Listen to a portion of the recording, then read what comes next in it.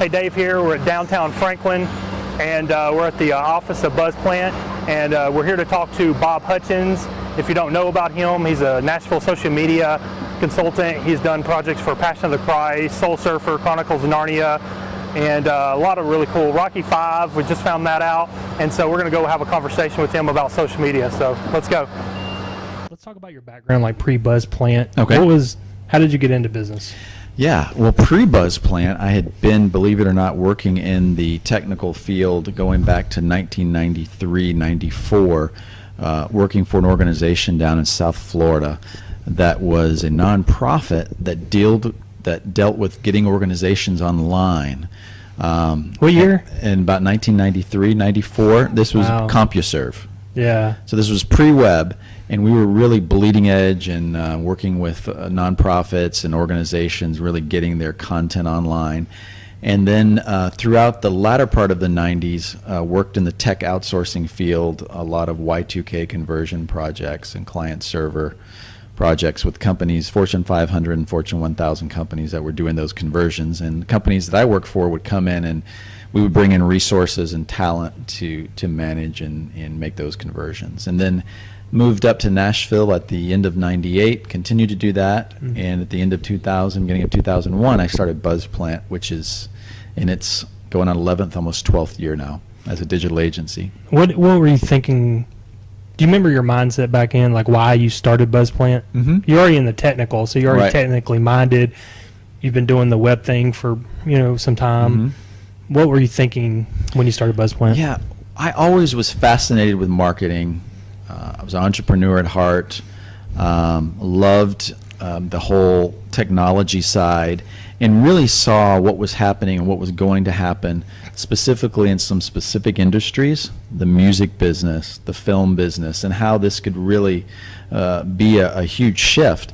And so when I started BuzzPlant the summer before, I went out and I hired some interns and some college kids to go to some Christian concerts and some festivals, and in exchange for, we would give away some guitars and other things, I would collect email addresses and collect data. So I built this pretty big email database, and then I went to the record labels here in Nashville and I said, let me show you how you can get a better return on your investment. You can market more effectively than just the print advertising you're doing. What if you could actually connect with your music fans and build relationships with them? And of course, this was right after this whole 99, the whole .bomb era. Oh, right. So a lot of the record labels were not real excited about the internet and web and spending money there, but I convinced a couple of them to give me just a small marketing piece of their print budget and show them how they can maximize that. And really what we were doing, David, was social media marketing back then in 2000, 2001, before it was called social media, because we were talking about connecting with people and building relationships and talking to people, not just one-way communication, but two-way communication. That's what you were thinking back in like 01, two-way communication? Right. Because it sounds, everybody knows that now if you're in the marketing space, but nobody talked. Right. It's always like, one, one way. So how did you kind of get into that mindset? I mean, I know there's like no man's an island and you're exposed to a lot of different things. Right. Was it where you worked at pre that, or that you got to thinking about building a database? Right. I mean, what well, got I knew you that thinking building that an email database was going to be extremely valuable because communicating with people. But I also saw just, we started with a lot of music clients and we've grown to all kinds of different genres now. But specifically in that culture, back then and even now, the word of mouth and the fan interaction is a huge piece of what makes an artist successful. And that can be said of movies, it could be said of a good book, it could be said of almost anything that you want to tell your friend about what you're engaged in. A church you go to, a car you're driving. So what I saw was, going back to CompuServe days, is people were chatting online. That's about all you could really do. You could chat and you could send files and you had email. That was wasn't any multimedia. There wasn't any bandwidth to speak of. But at the end of the day, it was the only medium that you could really engage with another human being anywhere in the world.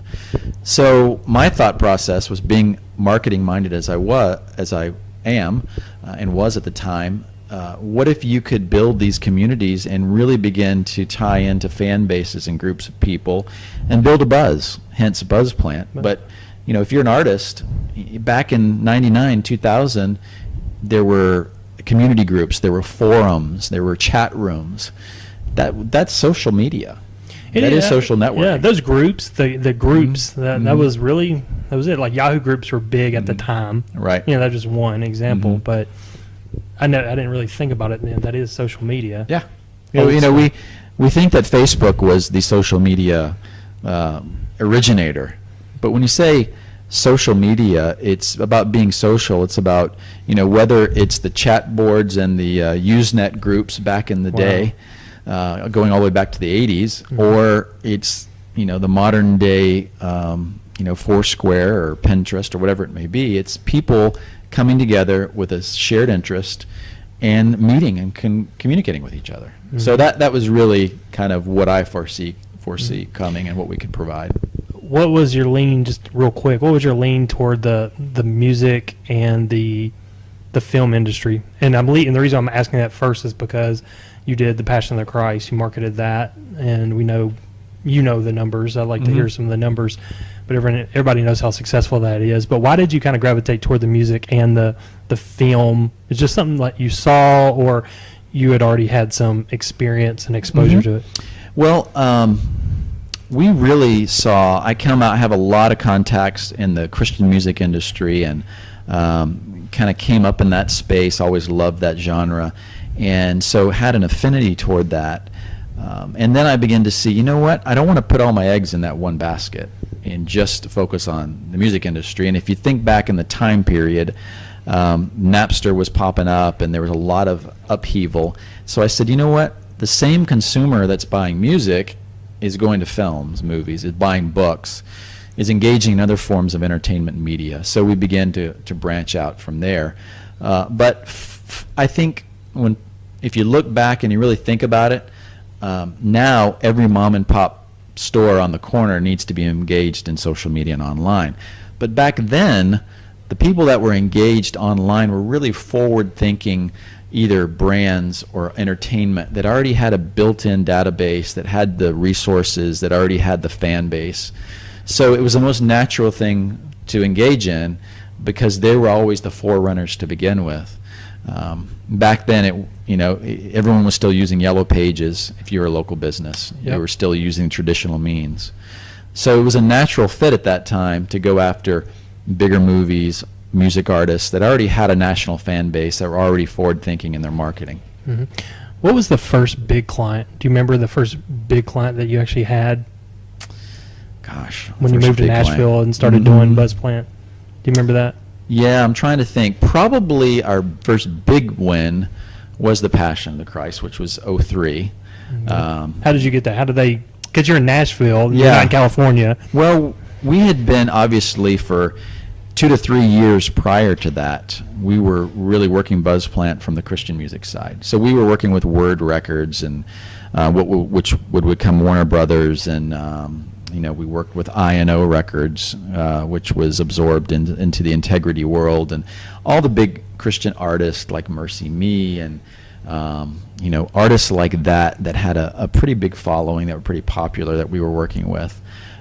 So when it came time to the person in charge of The Passion of the Christ was looking for some partners and that build the team to market this movie, they really wanted to go into the faith-based sector. And in the internet world, we were really the natural choice, because back then there was nobody focusing on that niche as well as we were. Even web designers, there wasn't websites like just permeating Google or whatever search engine we're using. We're using Google then, but it wasn't permeating, and so you were even niched even more into the faith base. So now it's like you own that space. And I mentioned the story off record, I guess, whatever, of my buddy knowing about Buzz Plant back in the day, because you guys were the only ones doing it. And that was kind of Yeah. cool because it was just a random one of my buddies talking Yeah. about it. I thought it was cool. I kind of jokingly say a lot of people will ask me, well, how